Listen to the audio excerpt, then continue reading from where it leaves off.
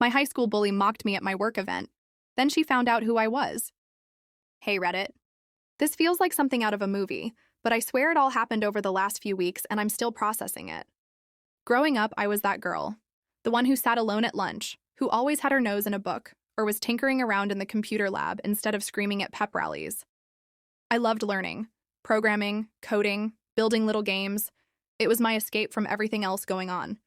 Predictably, that made me a giant target. Especially for one girl I'll call Ashley. High school sucked. I was teased constantly for the way I dressed, cheap clothes, no designer labels, for being in AP classes, and even for answering too many questions right in math. But it was Ashley who took it to another level. She didn't just tease. She made it her daily mission to remind me I didn't belong. There was the time she left a fake note in my locker pretending to be from my crush, asking me to meet him behind the track bench after school. I sat there for over an hour, waiting. He never showed up. I was too scared to find out the truth. Every morning, she'd accidentally bump into me in the hallway, knocking my books to the ground. People laughed or stepped over them without a second glance.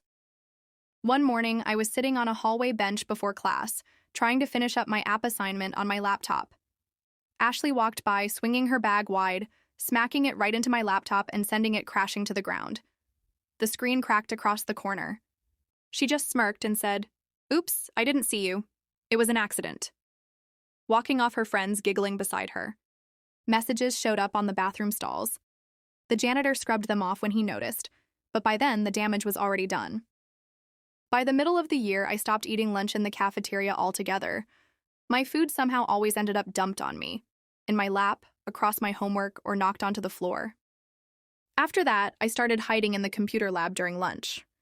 The teacher left his door open for students as long as they were quiet and working on school-related projects.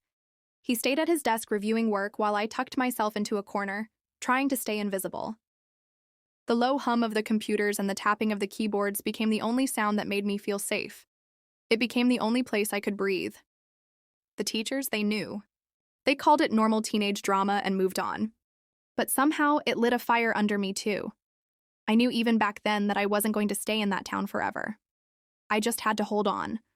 I powered through, graduated early, and got into a great college out of state.